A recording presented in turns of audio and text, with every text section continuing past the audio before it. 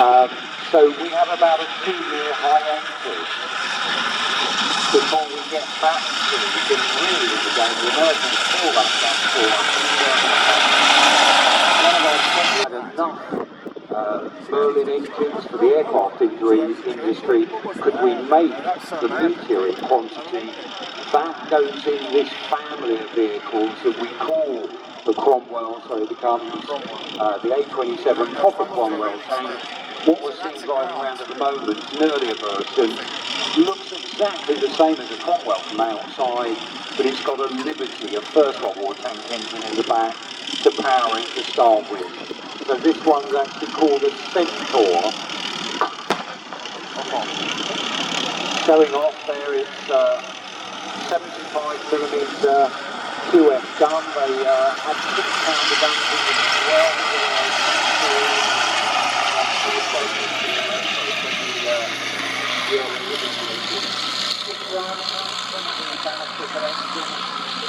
This is the tank that really gets the ball rolling for the Americans. They were about to build a tank called the MOD in 1940. They realised it wasn't going to be good enough. We are sending our engineers over, and the Americans say we're going to... As the Centaur goes past, you'll see it's got what they call crispy suspension. Wings inside the hole there, make the ride very smooth. So we've got our M5 Stuart, we've got that lovely Grant tank. Britain took 1,000 of Grant tanks, we use them in the Western Desert. Only one American unit used the Grant in anger in Tunisia. I'll firing off its pyros there for you. And then they basically moved straight onto the M4. We pass our Grant tanks on to see service in Burma and the Far East. And we may see a bit later on, some were converted to actually become tug tanks, so recovery tanks. So they didn't see service to the end of the war, but they didn't to get the hulls back, so they hadn't, by this time they'd lost all the turrets. Now some of the early tanks in the Cromwell series, we very good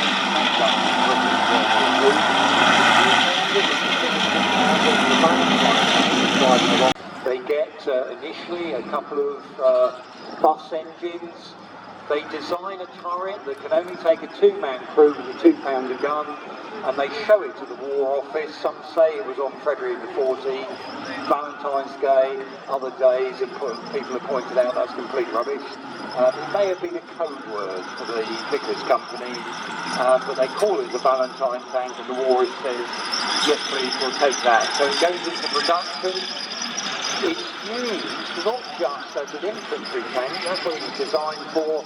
We haven't got enough cruiser tanks, so it was used by some of the armoured regiments as a cruiser tank as well. And that's where it suffered, because something was described as Western Desert at the right time, and it leads on to, it's the basis for the Bishop, the self-propelled artillery at the time.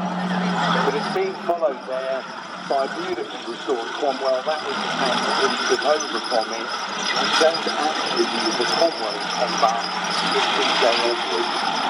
Again, this idea of top front and goes, oh well, the Cromwell, not Canada, not this, whatever. The biggest built tank was made in England, brought all the way back, and the private owner of it here today with that Cromwell done an amazing job seeing it restored. Some really rare bits of British armour there, so we can enjoy them, and I can rant about them today. So do go and have a look at these afterwards, and do go and have a word with the guys. You know, they put a lot of time and energy into restoring, getting these accurate, getting these available to us so we can see them having a run around today. And they won't hear you, but give them a round of applause, because they have done a great job of getting which is the case, as you see there. So driving past now, you can also see on the back there some of the steam coming out the rear end. It's overheating the engine a little bit there on the Liberty, which is always one of the risks when you see something like that, that was put in by the Bosnian military. Now there you are, a victorious Grant tank, recovery tank there. The idea I mentioned earlier, instead of getting rid of your tanks, put a dummy gun in the front and use it for towing other tanks out of trouble. That was called the M31 recovery there in there.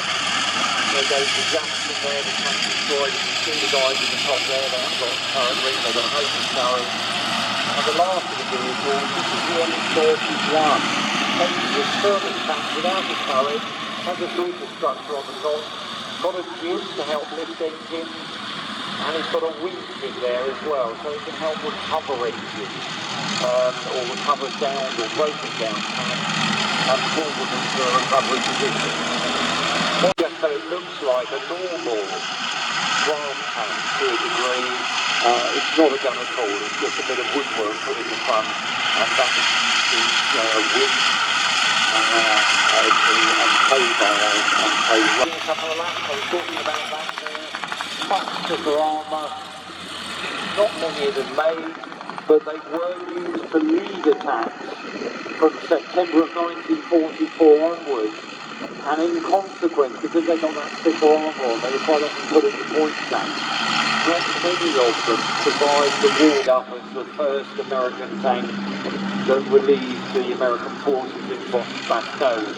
The real tank that did that still survives in America in one of the American military museums. The idea being that, of course, famously the grounded forces in Bastogne, when they were relieved, this idea that somehow the Third Army and the Tank Force were attempting a rescue which was out of present time. But it's got more armour protection on the front, that's why they put it in the front there. The war's coming to an end, so they really want to, they just want to look through this. And it's one of the first ones that bumped into the American 82nd Airborne Division troops.